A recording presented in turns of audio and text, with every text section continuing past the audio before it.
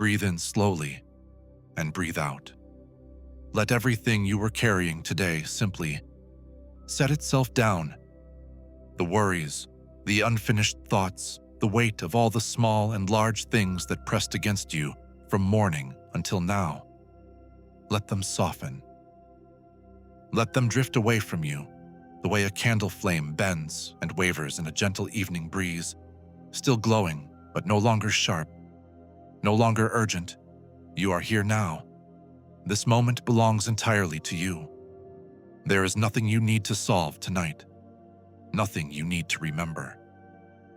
Nothing you need to be except exactly this: a soul at rest, breathing quietly in the dark, held in a stillness that is ancient and good.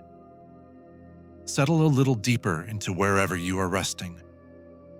Feel the weight of your body, the heaviness of your shoulders, the softness of your hands, and let the surface beneath you receive that weight completely. You don't have to hold yourself up any longer. Tonight, we travel together to a place before cities, before clocks, before noise. We travel to the open desert at the edge of night, beneath a sky so vast and star-filled it seems to breathe. Welcome to Bible Secrets, Hidden History. Tonight, we step away from the mysteries of the past to find the timeless rest and peace hidden within the sacred word. This is the story of a tired man, far from home, who lay down his head upon a stone and found that heaven was closer than he ever imagined. As you settle into the quiet of this night, consider subscribing to Bible Secrets, Hidden History, and saving our sleep meditation playlist for evenings when you need this peace again. Let your light be a silent prayer that carries tonight's rest to other weary souls who need it just as much as you do. Chapter 1: The Gathering Shadows. The sun was letting go of the world. You could feel it before you could see it. That slow, golden softening that comes over the land in the last hour of afternoon, when the light stops pressing and begins instead to pour, warm and unhurried, across every stone and blade of dry grass. The shadows of the ancient hills stretched themselves long and thin across the earth, the way a tired person stretches before finally lying down to rest. His name was Jacob. He was young, but he carried the heaviness of someone who had lived many things in a short time. He had left home in haste, his sandals still dusty from the courtyard where he had stood, heart pounding, listening to the sound of his own breathing. Behind him, he had left his mother's embrace, the smell of his father's tent, the familiar sounds of a household waking and working and settling at evening. He had left all of it, not with triumph, not with peace, but with the urgent, hollow feeling of a man who must move forward because there is no longer a way to go back. He was traveling toward a place called Haran, toward an uncle he barely knew, toward a life that was entirely unwritten. And tonight, the road had simply ended. Not in a destination, but in exhaustion. In that deep whole-body weariness that comes not only from walking, but from the weight of uncertainty. From not knowing what tomorrow holds, or whether the path you have chosen will lead anywhere good at all. He found a place where the ground was level and the stones were not too sharp, where a few scraggly desert shrubs rustled softly in the evening wind. He looked at the sky, already deepening from dusty amber to the first tender blue of dusk, and he understood that this was where he would sleep. He chose a stone, not because it was comfortable, but because it was there, and because sometimes when we are truly exhausted, we stop asking for comfort and simply accept what is available. He set it beneath his head as a pillow, settled his cloak around him against the chill that would come with full dark, and closed his eyes. The desert breathed around him, that particular nighttime breath of open land, cool and faintly sweet with the scent of dry herbs, of ancient dust, of something wild and clean that cities never quite managed to hold. Somewhere above him, the first stars were appearing, and as his breathing slowed and the tension in his jaw released, and the furrow between his brows grew smooth, as Jacob, son of Isaac, grandson of Abraham, let himself finally fully rest, something extraordinary was already beginning.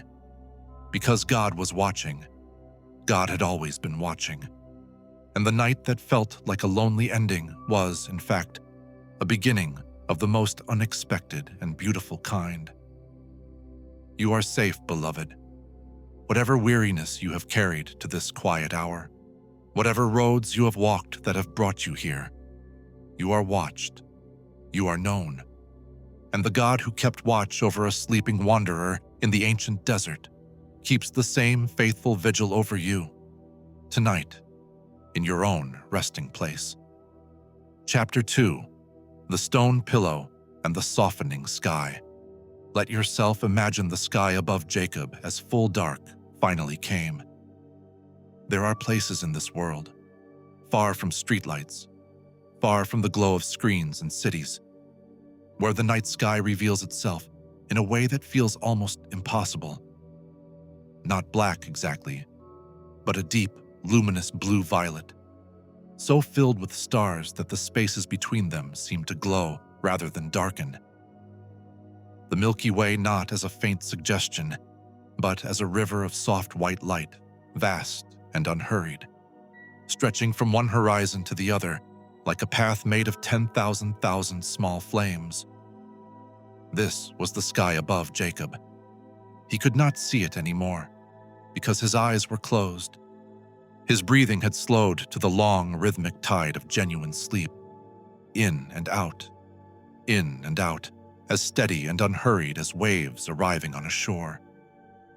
The stone beneath his head was hard, but he was past feeling it. His body had surrendered to the earth completely. His hands were still. His feet, so tired from the long day's walking, lay quiet in the dust. He was just a man, sleeping alone in the wilderness. He owned almost nothing. He had no way of knowing what the morning would bring, or the morning after that. He had no map for the life that waited ahead of him. And yet, in this moment of absolute smallness, in this moment when he was perhaps the most vulnerable he had ever been, something was happening in the unseen world. Something vast and ancient and warm was drawing near. Not as thunder draws near, not as a storm announces itself across the sky, but the way dawn approaches, so gently that you cannot name the exact moment when darkness becomes light, only that at some point something has changed, and the world is different, and the difference is entirely good. The desert air was very still. Even the night insects had quieted to a low, soothing hum. A soft wind moved through the dry grasses nearby, a long, slow whisper, like the sound of someone smoothing a blanket over sleeping shoulders. And then, in that sacred, borderless country, between wakefulness and deep sleep, in that holy threshold where the soul grows quiet enough to hear what it cannot hear in daylight, Jacob began to dream. Rest now as Jacob rested. Let your breath become long and slow and even. Let the troubles of your waking hours grow distant and soft, the way sounds grow distant when you move away from them. You are in the care of the same God who came to a wandering man on a lonely night, the same presence that filled that ancient desert with invisible light. That presence is here, in this quiet room, in this quiet moment, and it is entirely, tenderly for you. Chapter 3. The Ladder of Light. It began with light, not the sharp, sudden light of something breaking, but a slow, deep gathering luminescence, as though the air itself were remembering how to glow. A warmth that was not heat, a brightness that did not hurt, and in the way of dreams, Jacob found himself not quite lying down and not quite standing, simply present, simply aware, in a way that felt more real than waking, more clear than any thought he had ever managed in the ordinary hours of ordinary days. Before him, rising from the earth where he lay, rising from the very stone that cradled his sleeping head, there was a stairway, or perhaps a ladder. Perhaps something so far beyond the usual categories of human architecture that neither word quite holds it. A structure of impossible, breathtaking beauty, reaching upward from the dust of the desert floor into the sky, and continuing upward still, past where sky becomes something else, past where the deepest blue of heaven gives way to something luminous and endless and impossible to name. It rose and rose, and went on rising into a light that was not the light of any sun. And upon this stairway, this ladder, this bridge between what is and what is beyond imagining, there were angels. Not the small decorative figures of paintings, not distant abstract beings of doctrine and theological discussion, but presences, real, warm, vivid presences, moving in an unhurried procession, ascending and descending with a grace so complete, so effortless, that watching them was itself a form of rest. They moved the way music moves, purposefully, but without strain. The way a river moves, with direction and beauty, and no wasted effort whatsoever. Their movement was constant, but never frantic, patient, but never slow. There was a sense, watching them, of an enormous and intricate care, as though the world you and I inhabit in our ordinary waking hours is being attended to at every moment, from every direction, by messengers whose only business is the business of love. Up they went, carrying something, prayers perhaps, or the quiet sighs of sleeping people, or the weight of the world's accumulated longing. Down they came, carrying something else, peace, perhaps, or answers to questions not yet asked, or the particular kind of strength that finds you only in the depths of rest and makes you wonder, waking, where it came from. Jacob watched and was not afraid. That is the remarkable thing about this dream. There was no terror in it. There was only wonder and warmth and the spreading slow certainty of being exactly where one is meant to be. Consider this for a moment in the quiet of your own resting place. What the dream was showing Jacob, it shows to us as well. That the distance between the human and the holy is not as vast as it appears. That the same thread of divine attention that stretches from the throne of heaven to a dusty desert floor stretches also to wherever you are tonight. That you are not alone in the dark. That you have never been alone in the dark. That angels, those gentle, ceaseless servants of the Most High, move in ways you cannot see, carrying and attending and watching. Always, always watching. Chapter 4. The voice at the top of the stairs and at the summit of the ladder, at the very top of that vast and luminous ascent, there was a presence. Jacob could feel it before he could perceive it. The way you feel warmth before you see fire. The way you feel the nearness of the sea before the first glimpse of waves. A presence so large it had no edges. So warm it was indistinguishable from safety itself. So ancient it made the desert, with all its centuries of wind and silence, seem young and new. And the presence spoke. The voice was not loud. It was not thunder, as God's voice is sometimes described, not this time, not on this night, not to this tired young man sleeping on a stone pillow with his whole uncertain future spread before him. Instead, it was something that seemed to come from everywhere at once, and from inside the dream itself. Deep and quiet and completely, unmistakably personal. I am the Lord, the God of Abraham your father, and the God of Isaac. The words arrived not as commands, but as introduction, as the first and most important orientation of all, a reminder to a disoriented man of exactly who he belonged to, and therefore of exactly who he was. The land on which you lie, I will give to you and to your offspring.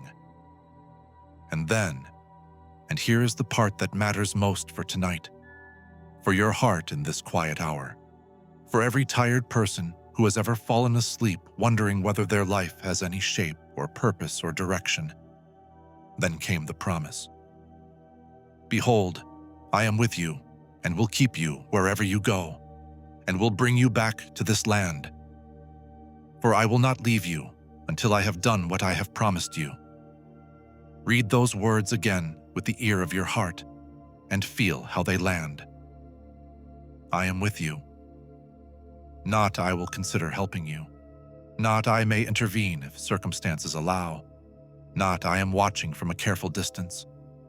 But I am with you, present, here, accompanying, wherever you go, not only in the safe places, not only in the familiar rooms, not only when you have your life arranged and your circumstances settled, but wherever, in the uncertainty, in the transition, in the wilderness between who you were and who you are becoming. I will not leave you. The promise does not expire. It does not have conditions written in fine print. It does not depend on Jacob being worthy or successful or faithful enough. It is simply given, freely, completely, without reservation, to a young man asleep on a stone who did not even think to ask. The warmth of the presence settled over the dream like a covering, like the very best kind of sleep, deep and held and dreamless. The angels continued their quiet, purposeful movement. The ladder rose and rose into the infinite light, and Jacob, sleeping in the dust of the ancient world, was being held in the arms of something that does not know how to let go. And you, beloved, are held in those same arms tonight. The same voice that spoke to Jacob in the wilderness speaks in the quiet of this room, in the language of your own heartbeat, in the rhythm of your own slow breathing. You are not forgotten. You are not alone. Whatever road brought you here, whatever stone you have had to rest your head upon, you are known and kept and loved with a love that has no ending. Chapter 5. The Morning Stone. Slowly, softly, the way all true dreams release you, the vision began to dissolve. Not with a jolt. Not with that startling fall that sometimes pulls a sleeper back into wakefulness, but gently, the way mist dissolves when the sun grows warm. Gradually, until what was dense and vivid becomes light and hazy, becomes barely there, becomes memory. The ladder, slowly, grew still. The angels, their quiet procession, faded into the deepening blue of pre-dawn sky. The light that had gathered at the summit of heaven dimmed not to darkness, but to the soft pearl gray of earliest morning, that most tender hour, when the night is not quite over and the day has not yet truly begun. Jacob stirred, and in the way of those who have dreamed something enormous, he woke not with confusion, but with awe, that particular, quiet, full-chested awe that settles on a person who has been in the presence of something beyond explaining. He lay still for a long moment, feeling the stone beneath his head, the cool ground beneath his body, the first pale suggestion of dawn touching the eastern sky.